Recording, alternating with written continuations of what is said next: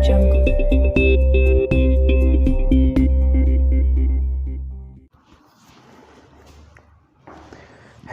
And welcome to dynamic science lectures. और classical mechanics की इस लेक्चर सीरीज़ में आज हम पढ़ने जा रहे हैं central force and motion in plane. Central force and motion in plane वो हम पढ़ेंगे, ठीक है।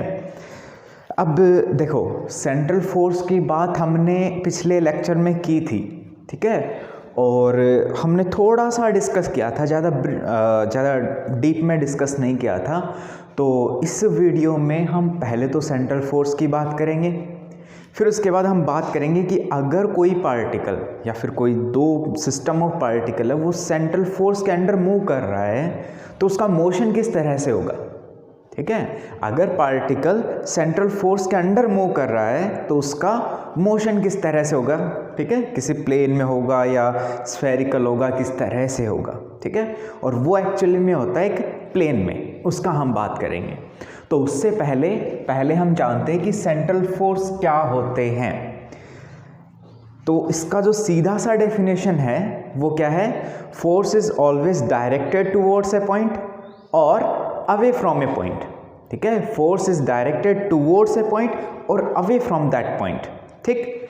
अब देखो, इसको हम किस तरह से डिनोट करते हैं, एफ ऑफ आर, फोर्स एक वेक्टर है, equals to small F R into R cap. R cap क्या है, डायरेक्शन है, किसकी तरफ, आर की तरफ, ठीक है, एक यूनिट वेक्टर है।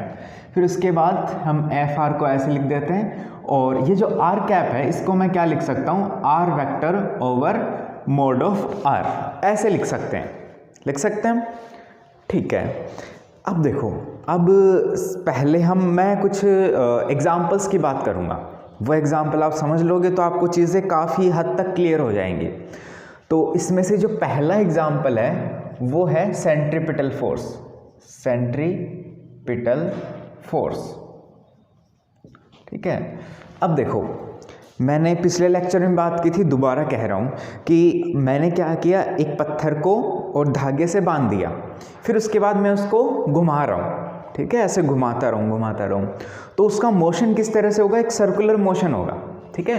तो उस पार्टिकल का मोशन कैसे होगा, ये आपका सेंटर है जहाँ पर आप हो, एक्चुअल में आपका हाथ भी कुछ इतना घूमेगा, लेकिन हम फॉर अप्रॉक्सीमेशन उसको क्या कर देते हैं, नेग्लेक्ट कर देते हैं, जो हमारा हाथ का जो मोशन है, तो हम ये सेंटर मान लेते हैं। और जो पार्टिकल है वो क्या कर रहा है, इसके अबाउट क्या कर रहा है, मूव कर रहा है, ठीक है, कुछ इस तरीके से। ओके, तो एट सम इंस्टेंट लेट से पार्टिकल यहाँ पर है, तो इसका जो पोजीशन वेक्टर होगा वो क्या होगा, आर वेक्टर, और इसका जो वेलोसिटी वेक्टर होगा वो हम कैसे डिनोट करेंगे, कुछ इस तरह से, ये होगा इसका वेलोसिटी वेक्टर। अगर मैं किसी और इंस्टेंट की बात करूँ, लेट से पार्टिकल यहाँ पर है, तो उसका पोजीशन वेक्टर ये होगा, आर वेक्टर, और वेलोसिटी वेक्टर ये होगा। वैसे यहाँ पर अगर मैं बात करूँ तो वेलोसिटी वेक्टर ये होगा और ये हो जाएगा इसका पोजीशन वेक्टर, और यहाँ भी कुछ ऐसे ही, ये हो जाएगा इसका वेलोसिटी वेक्टर, और ये हो जाएगा इसका पोजीशन वेक्टर। और इसका हर एक पॉइंट के ऊपर क्या हो रहा है, वेलोसिटी वेक्टर का डायरेक्शन चेंज हो रहा है, ठीक है। ये जो वेलोसिटी वेक्टर है इसका डायरेक्शन क्या हो रहा है, चेंज हो रहा है। और यहाँ पर ये जो आर वेक्टर है, जो मोड ऑफ आर है, आर का जो मैग्नीट्यूड है, उसका वैल्यू हम क्या ले रहे हैं, कांस्टेंट ले रहे हैं, ठीक है। तो ये पार्टिकल कुछ ऐसे मूव करेगा, और इसका जो अब देखो क्या है कि इस इंस्टेंट की बात करो, आप ऊपर से देख रहे हो इसको, ठीक है, मैं ऐसे घुमा रहा हूँ, कोई ऊपर से देख रहा है, तो वो क्या ऑब्जर्व करेगा, अगर ये स्ट्रिंग उसको ना दिखे तो, ठीक है, ये जो स्ट्रिंग मैंने बांधी है, ये स्ट्रिंग उसको ना दिखे तो वो क्या ऑब्जर्व करेगा कि ये पार्टिकल, देखो वेलोसिटी वेक्टर इधर है, तो वो इधर जाना चाहता है, इस इंस्टेंट के ऊपर वो कहाँ जाना चाहता है, इधर, लेकिन वो मुड़ा किधर, कुछ इस तरफ मुड़ गया, कुछ इस तरफ मुड़ गया, वो मुड़ गया। इस इंस्टेंट की बात करो तो वो किधर जाना चाहता है, इधर जाना चाहता है, लेकिन वो किधर, यहाँ मुड़ गया। इसका मतलब क्या है कि इस पार्टिकल के ऊपर, इस इंस्टेंट के ऊपर, इस डायरेक्शन में कोई एक फोर्स लग रहा है, ठीक है, इस सेंटर की तरफ, इस सेंटर, ये जो पॉइंट है इस सेंटर की तरफ एक फोर्स लग रहा है, तभी उसका जो ट्रेजेक्ट्री वो ये ना हो कि कुछ इधर डेविएट हो गया। ठीक है, वैसे ही यहाँ पर भी कुछ इधर डेविएट हो गया, यहाँ भी ये इधर जाना था लेकिन इधर डेविएट हो गया, वैसे ही हर एक पॉइंट के ऊपर वो डेविएट हो रहा है। इसका मतलब क्या है, हर इंस्टेंट के ऊपर इस पार्टिकल के ऊपर टुवर्ड्स द सेंटर एक फोर्स लग रहा है। ठीक है, तो ये जो फोर्स है किसके ऊपर डिपेंड कर रहा है, सिर्फ इस आर के ऊपर डिपेंड कर रहा है। जितना ज़्यादा आर का मैग्नीट्यूड ज़्यादा होगा वो फोर्स उतना ही ज़्यादा होगा। ठीक है, जितना ज़्यादा आर होगा उतना ही ज़्यादा वो फोर्स लगेगा। ठीक है, तो ये जो फोर्स है वो कौन सा है, सेंट्रीपिटल फोर्स है, और ये एक एग्जाम्पल आपका सेंट्रल फोर्स का एक एग्जाम्पल है। ठीक, दूसरे एग्जाम्पल की बात करते हैं। दूसरा एग्जाम्पल अगर मैं बात करूँ ग्रेविटेशनल फोर्स, ग्रेविटेशनल फोर्स, कोई भी दो पार्टिकल है, ठीक है, या फिर कोई एक सिंगल पार्टिकल है जो दूसरे पार्टिकल के ग्रेविटेशनल फील्ड के अंडर मोशन कर रहा है। ठीक है, लेट्स से जो हमने पिछले लेक्चर में बात किया था, कोई एक टू बॉडी प्रॉब्लम है, उसके अंदर क्या होता है कि लेट्स से कोई एक पार्टिकल यहाँ पर है, बड़ा पार्टिकल है, ये मैंने मास m2 बोल दिया, और कोई एक छोटा पार्टिकल है जो मूव होते होते होते होते कुछ इसके पास पहुँच गया, इसके ग्रेविटेशनल फील्ड में आ गया, तो क्या होता है कि ये इसके अराउंड रिवॉल्व करने लग जाता है। ठीक है, इसके अराउंड क्या करने लग जाता है, रिवॉल्व करने लग जाता है। और ये तो हम कहते हैं हमारी लैंग्वेज में, लेकिन एक्चुअल में क्या होता है कि ये दोनों पार्टिकल एक दूसरे के अबाउट रिवॉल्व करते हैं। जो इनका जो सेंटर ऑफ मास का जो पॉइंट है ना, उसके अबाउट क्या करते हैं, रिवॉल्व करते हैं। इसके बारे में हमने पिछले लेक्चर में चर्चा की थी। ठीक है, अब यहाँ पर लेट से ये पार्टिकल बहुत स्मॉल मान लेते हैं, तब हम बाय अप्रॉक्सीमेशन क्या कह देते हैं कि ये पार्टिकल जो जिसका मास m1 है वो इसके अराउंड क्या कर रहा है, रिवॉल्व कर रहा है। ठीक है, अब ये पार्टिकल मान लो कोई बाहर से देख रहा है, यहाँ पर पास खड़े होके कोई देख रहा है इसको, तो वो क्या ऑब्जर्व करेगा कि ये पार्टिकल होना तो फ्री चाहता है। ठीक है, फ्री पार्टिकल है, कहीं भी मूव करो, समझ रहे हो ना, इसके ऊपर कोई इसने इसको बांधा थोड़ी है, कहीं भी मूव करो। तो ये पार्टिकल जैसे मान लो यहाँ पर है, तो इसका मान लो इसका वेलोसिटी वेक्टर क्या दिखेगा उसको, ये वेक्टर, तो ये जाना तो इधर चाहिए, लेकिन ये जा किधर रहा है, इधर रहा है। ठीक है, इसका मतलब क्या है, इस पार्टिकल के ऊपर देखो, इस पार्टिकल के ऊपर इस पार्टिकल की तरफ, इस पार्टिकल के ऊपर इस पार्टिकल की तरफ एक फोर्स लग रहा है। वो कौन सा फोर्स है, ग्रेविटेशनल फोर्स है।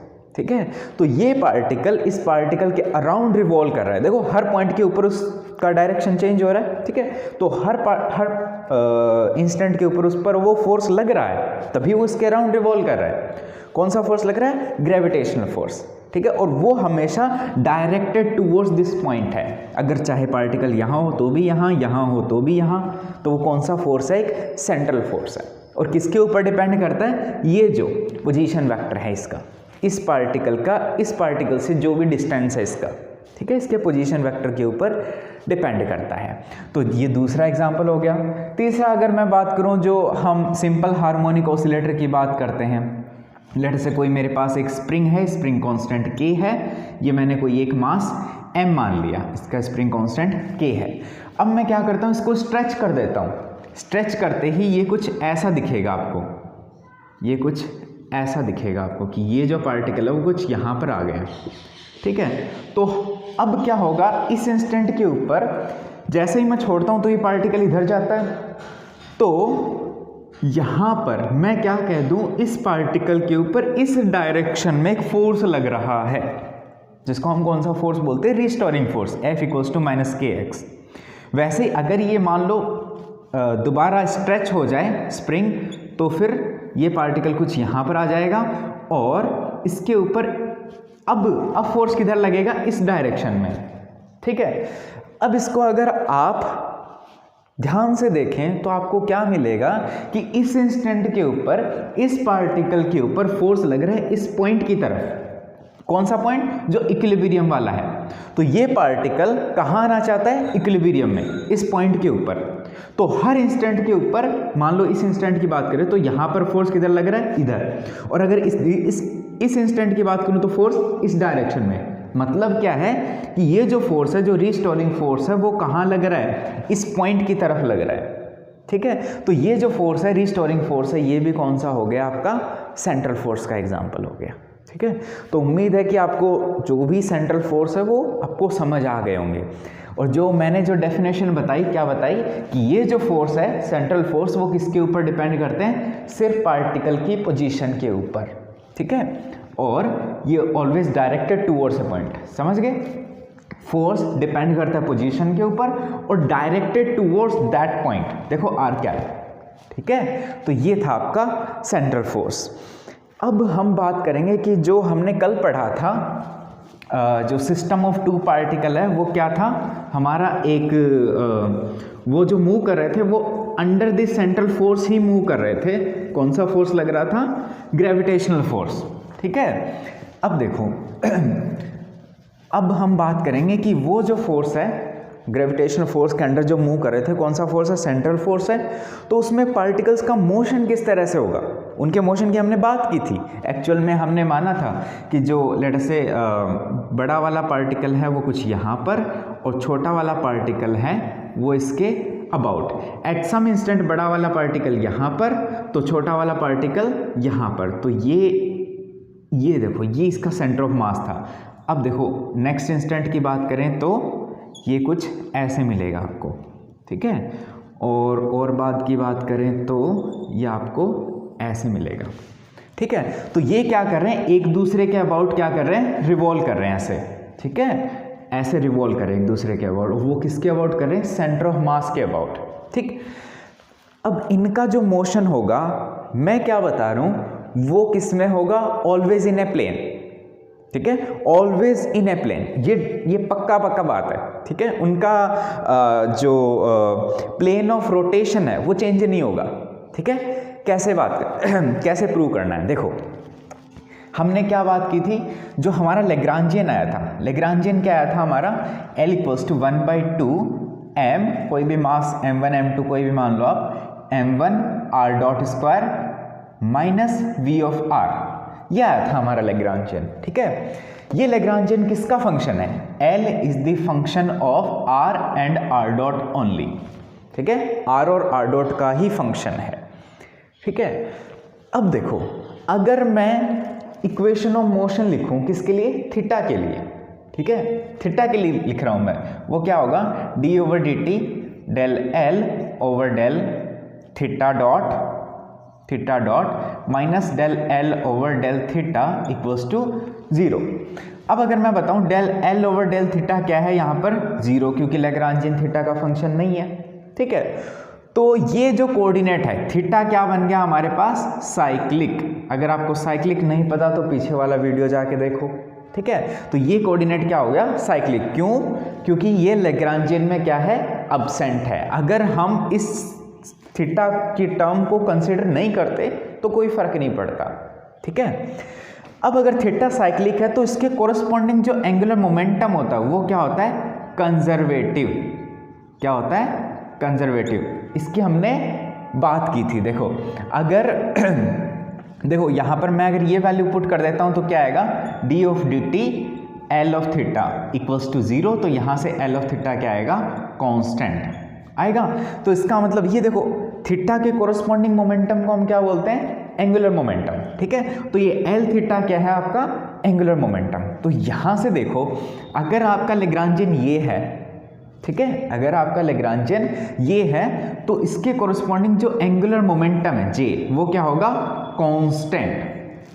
ठीक है, वो क्या होगा, कांस्टेंट। अब देखो यहाँ पर मैं इस पार्टिकल को, एक पार्टिकल को बड़ा पार्टिकल मान लेता हूँ और एक पार्टिकल को मैं एक स्मॉल पार्टिकल मान लेता हूँ। देखो ये हो गया मेरा बड़ा वाला पार्टिकल और ये हो गया छोटा वाला पार्टिकल जो इसके अबाउट क्या कर रहा है, रिवॉल्व कर रहा है। इसका मास मैं क्या बोल देता हूँ, m1, और ये मास क्या हो जाएगा, m2। अब इनका जो सेंटर ऑफ मास है वो कहाँ लाई करेगा, वो कुछ यहाँ पर इस सेंटर के पास में लाई करेगा। ठीक है, ये सेंटर है और इसके कुछ पास में यहाँ पर लाई करेगा। ठीक है, तो इसको हम बाय अप्रॉक्सीमेशन क्या कह देते हैं कि ये पार्टिकल इस पॉइंट के अबाउट रिवॉल्व कर रहा है।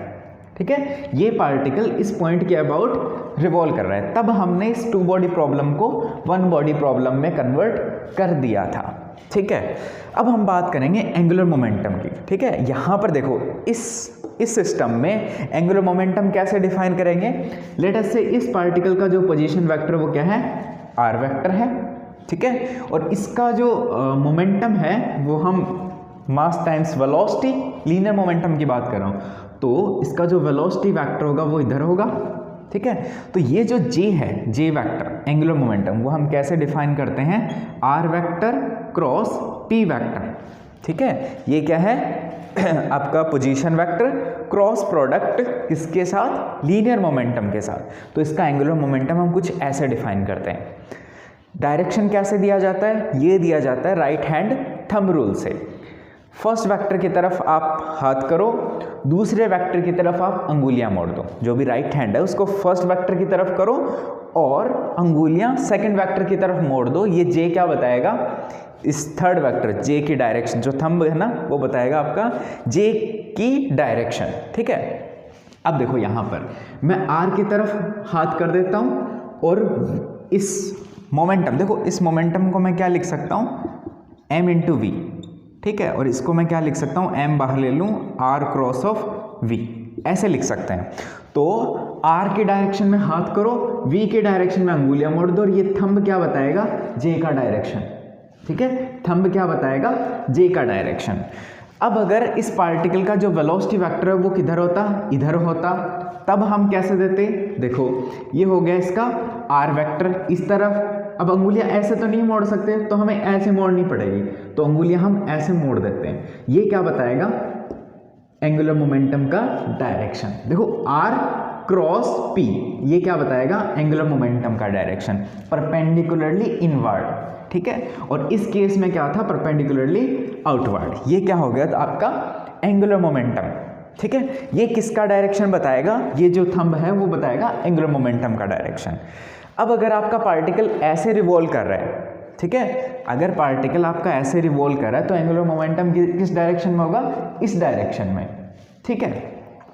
अब देखो, अब मैं क्या बोल रहा हूं कि इस पार्टिकल का जो मोशन है वो इस प्लेन में ही होगा, ठीक है, इस प्लेन में ही होगा। कैसे बोल सकता हूं, देखो अगर इस पार्टिकल का मोशन इस प्लेन में है तो एंगुलर मोमेंटम का डायरेक्शन इधर है, हमें पता है ये बात। तो अगर इस आर वेक्टर का जे की डायरेक्शन में कोई कंपोनेंट है, अगर आर वेक्टर का जे की डायरेक्शन में कुछ कंपोनेंट है, तब तो मोशन प्लेन में नहीं होगा। और अगर इस जे की डायरेक्शन में कोई कंपोनेंट नहीं है तो मोशन किस में होगा, प्लेन में होगा, ठीक है। अब देखो यहाँ पर मैं डॉट प्रोडक्ट के बारे में थोड़ी सी आपको जानकारी दे दूँ। अगर लेट अस से ये आपका, मैं 3D स्पेस की बात करूं, ये हो गया आपका आई कैप, जे कैप और के कैप। मैं कोई एक वेक्टर डिफाइन करता हूं, लेट अस से ये मेरा हो गया ए वेक्टर कुछ इस डायरेक्शन में, ठीक है, ये हो गया आपका ए वेक्टर। अब अगर मैं बी वेक्टर की बात करूं तो लेट अस से ये हो गया मेरा बी वेक्टर। तो अगर हम क्या निकालें, B dot of A, B dot of A, अगर मैं ये निकालूं तो ये डॉट प्रोडक्ट क्या बताता है, इस B का A के ऊपर प्रोजेक्शन, क्या बताता है, B का A के ऊपर प्रोजेक्शन। तो अगर मैं प्रोजेक्शन डालूं, ये हो गया इसका 90 डिग्री का एंगल, तो ये कुछ ये वैल्यू आएगा मेरे पास अगर मैं ये डॉट खोलता हूं तो, ठीक है। इसको आप ऐसे भी समझ सकते हो, ये जो B है और A है इसके बीच में जो एंगल बन रहा है, ठीक है, ये एंगल मैं कम कर देता हूँ। लेटर से अगर मैं इस एंगल को कम कर देता हूँ, B का वैल्यू सेम रखता हूँ, तो मेरा ये जो प्रोजेक्शन है वो कितना आएगा, इतना आएगा, कुछ इतना आएगा, ये प्रोजेक्शन आएगा। अब देखो इसको अगर मैं खोलता हूं तो क्या आएगा, B A cos of theta. Theta जितना कम होगा, देखो थीटा जितना कम होगा इसका वैल्यू क्या आएगा, उतना ही ज्यादा आएगा, क्योंकि कोस थीटा का वैल्यू 0 होता है ना। अगर ये वेक्टर एक दूसरे के ऊपर ऐसे सुपरपोज हो जाए, थीटा का वैल्यू 0, ठीक है, तो उस केस में इसका वैल्यू मैक्सिमम आएगा, ठीक है। और अगर ये थीटा जितना ज़्यादा बढ़ता रहेगा उतना ही इसका वैल्यू कम होता जाएगा, ठीक है। ये जो बी डॉट ऑफ ए है इसका वैल्यू क्या हो जाएगा, कम हो जाएगा। अगर ये थीटा 90 हो जाए, अगर ये थीटा 90 हो जाए तो ये वैल्यू कितना हो जाएगा, 0 हो जाएगा, ठीक है। तो इसी वजह से क्या होता है, हम जो लिखते हैं ना आई डॉट ऑफ जे, वो कितना लिखते हैं, 0 लिखते हैं, ठीक है, यही रीज़न है आई डॉट ऑफ जे का वैल्यू कितना होता है 0, क्योंकि ये जो आई और जे है इनके बीच में कितना एंगल बनता है 90 डिग्री का एंगल बनता है। ठीक है, तो इस जे का आई की डायरेक्शन में कोई कंपोनेंट नहीं है, इसका मतलब ये है क्या है, जे का आई की डायरेक्शन में कोई कंपोनेंट नहीं है, या फिर आई का जे की डायरेक्शन में कोई कंपोनेंट नहीं है। तो ये जो हम सिस्टम लेते हैं ये क्या लेते हैं, राइट हैंडेड सिस्टम, मतलब इसमें आई जे और के इनके अंदर म्यूचुअली 90 डिग्री का एंगल होता है, समझ गए, इसके अंदर म्यूचुअली 90 डिग्री का एंगल होता है। तो इनका एक दूसरे के साथ जो डॉट प्रोडक्ट है, इन तीनों यूनिट वेक्टर का एक दूसरे के साथ डॉट प्रोडक्ट है, वो क्या होता है 0 होता है। ठीक है, तो ये आपको डॉट प्रोडक्ट बताता है कि इस वेक्टर का इस वेक्टर की डायरेक्शन में कोई प्रोजेक्शन है या नहीं है, कोई कंपोनेंट है या नहीं है। ठीक है, तो ये आपका डॉट प्रोडक्ट बताता है। अब देखो ये जो जे वेक्टर है, ये जे वेक्टर का डायरेक्शन किधर था, इधर था। इसका अगर मैं ये जो आर वेक्टर, देखो आर वेक्टर ऐसे है, ठीक है, अगर ये आर वेक्टर का डायरेक्शन कुछ ऐसे हो जाए, ठीक है, कुछ ऐसे हो जाए, तब तो इसका मोशन प्लेन में नहीं रहेगा, तब तो इसका जो मोशन देखो ऐसे था वो अब कुछ ऐसे हो जाएगा, फिर ऐसे कैसे भी हो सकता है फिर तो। और अगर ये जो आर वेक्टर है, जो ये आर वेक्टर है, इसका और जे के साथ अगर एंगल ऑलवेज 90 हो, तब तो ये मोशन किस में होगा, हमेशा एक प्लेन में होगा। ठीक है, अगर R और J के बीच में कितना हो 90 डिग्री ऑलवेज हो, तब तो इसमें एक प्लेन में होगा। अगर जैसे इसका R का J की डायरेक्शन में कुछ कंपोनेंट है, तब ये ऐसे होगा, किसी इंस्टेंट के ऊपर ऐसे होगा, तब इसका मोशन ऐसे हो जाएगा, प्लेन में नहीं रहेगा। पहले मोशन ऐसे था, फिर मोशन ऐसे हो जाएगा, फिर ऐसे हो जाएगा। ठीक है, तो मोशन प्लेन में नहीं रहेगा। अब हम क्या करते हैं, हम निकालेंगे R vector dot of J vector. ठीक है, R का J की डायरेक्शन में कंपोनेंट है या नहीं है, वो हमें पता करना है। ठीक है, तो यहां से मैं अगर डॉट प्रोडक्ट लिखूं, तो इस वैल्यू को अगर मैं खोल दूं, ठीक है, इसको अगर मैं खोलता हूं तो क्या आएगा, R vector dot R vector cross of P। ठीक है, अब देखो जहां पर A dot B cross C, उसको हम ऑर्डर को चेंज कर सकते हैं यहां पर। ठीक है, तो यहां पर देखो मैं क्या लिख सकता हूं, R वेक्टर, ये देखो इसको यहाँ पे ले आओ, फिर नेक्स्ट को यहाँ ले आओ और इसको यहाँ ले आओ। ठीक है, इनका ऑर्डर चेंज कर दो, तो आर वेक्टर ये वाला यहाँ आ चुका है, फिर उसके बाद आएगा पी वेक्टर, फिर ये आएगा थर्ड क्रॉस आर वेक्टर। ठीक है, इसी को मैं ऐसे लिख सकता हूँ, कैसे कि इस पी को आगे ले आओ, तो ये क्या आएगा, पी वेक्टर डॉट, फिर ये आर यहाँ पर आ जाएगा और ये आर यहाँ पर आ जाएगा, क्रॉस आर। अब देखो R क्रॉस R, एक वेक्टर का उसी की डायरेक्शन में क्रॉस प्रोडक्ट क्या होता है, 0 होता है। तो यहां पर ये वैल्यू कितनी आ जाएगी, 0 आ जाएगी ना। तब हम क्या कहते हैं कि इस R वेक्टर का J वेक्टर की डायरेक्शन में कोई कंपोनेंट नहीं है।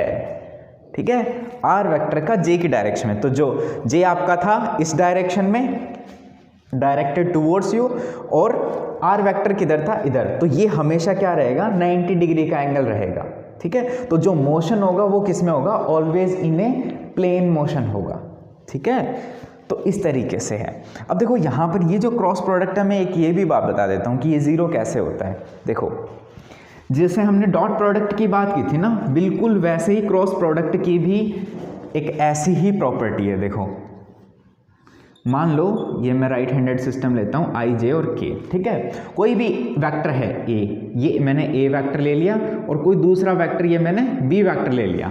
अगर मैं डिफाइन करूँ क्या, ए क्रॉस ऑफ बी, ठीक है, तो वो क्या होगा कि ये दोनों जो वेक्टर हैं, दो वेक्टर, वो कितना रेक्टेंगल पैरेललोग्राम फॉर्म करते हैं। ठीक है, वेक्टर ए और बी कितना पैरेललोग्राम फॉर्म करते हैं। तो देखो पैरेललोग्राम कैसे बनेगा, इस ए को बी की डायरेक्शन बढ़ा दो, बढ़ा दिया बी की डायरेक्शन, और इसको भी बढ़ा दो। ठीक है, तो ये जो बना वो क्या बना, एक पैरेललोग्राम बना पैरेललोग्राम बनाना। तो इस पैरेललोग्राम का एरिया होता है ए क्रॉस ऑफ बी। ठीक है, पैरेललोग्राम का एरिया होता है ए क्रॉस ऑफ बी। तो A vector cross B vector, वो क्या लिखते हैं हम, ए बी साइन थीटा, ये लिखते हैं हम। अब यहाँ पर थीटा जितना कम होगा उतना ही एरिया कम होगा। देखो ये थीटा आपका कम होता जाए, तो ये जो बीच का जो एरिया है ना, ये जो बीच का जो एरिया वो क्या होता जाएगा, कम होता जाएगा।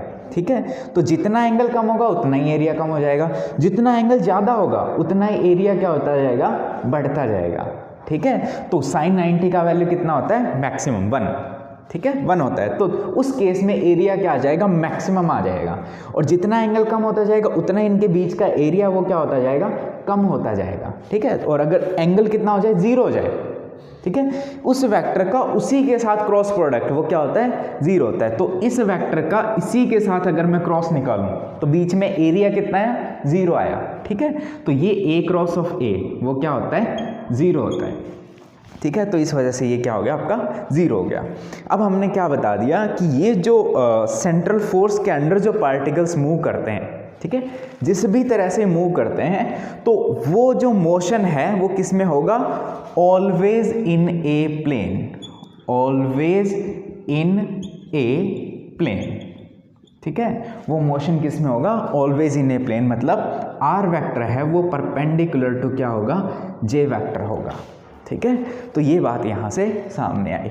हाँ, एक जो चीज़ रहती है वो क्या रहती है कि अगर आपका फोर्स क्या है, सेंट्रल फोर्स है, ठीक है, ये मैंने रख दिया था। अगर जो फोर्स है वो क्या है, आपका सेंट्रल फोर्स है, तब हम उस फोर्स को gradient of some scalar function में लिख सकते हैं, ठीक है। अगर फोर्स क्या है, सेंट्रल फोर्स है, क्योंकि सेंट्रल फोर्स क्या होते हैं, कंजर्वेटिव फोर्स होते हैं। ये मैं आपको पहले ही बता देता हूँ, सेंट्रल फोर्स क्या होते हैं, कंजर्वेटिव। कंजर्वेटिव, तो दो चीज़ें आपको ध्यान में रखनी है। पहला कि वो सिर्फ पोजीशन के ऊपर डिपेंड करते हैं, दूसरा क्या होते हैं, कंजर्वेटिव होते हैं, ठीक है। तो अगर फोर्स कंजर्वेटिव है तो हम उसको क्या कर सकते हैं, ये जो एफ ऑफ आर है इसको हम ग्रेडियंट ऑफ सम पोटेंशियल की फॉर्म में लिख देते हैं, gradient of some scalar function. तो क्या आ जाएगा, D V of R over D R into R cap, ठीक है। ये फोर्स का डायरेक्शन आ गया आर कैप, ठीक है। और अगर मैं यहाँ से एफ स्मॉल एफ आर का वैल्यू रखूँ तो वो क्या आएगा, minus D V over D R. तो ये आ गया आपका, ठीक है। तो अगर फोर्स क्या है, सेंट्रल फोर्स है, तो हम उसको किसी ग्रेडियंट ऑफ सम फंक्शन की फॉर्म में लिख देते हैं, ठीक है। और ये आर कैप किसका डायरेक्शन बताएगा, इस फोर्स का डायरेक्शन बताएगा, ठीक है। तो भाई इस वीडियो में इतना ही। नेक्स्ट में हम पढ़ेंगे equation of motion of particles in this kind of scenario you can say, ठीक है। और उसका जो भी आपका रिजल्ट आएगा वो आएगा कि ये जो आपका सिस्टम ऑफ टू पार्टिकल है, ठीक है, जो सिस्टम बना है, इसका जो मोशन है, इसमें जो टोटल एनर्जी है, इस सिस्टम का टोटल एनर्जी वो क्या रहेगा, कंजर्वेटिव रहेगा, वो क्या रहेगा, कांस्टेंट रहेगा, ठीक है। क्या रहेगा, सिस्टम का टोटल एनर्जी कांस्टेंट रहेगा। ये हम करेंगे नेक्स्ट वीडियो में, ठीक है। तो इस वीडियो में इतना ही। तो पढ़ते रहिए, खुश रहिए, धन्यवाद।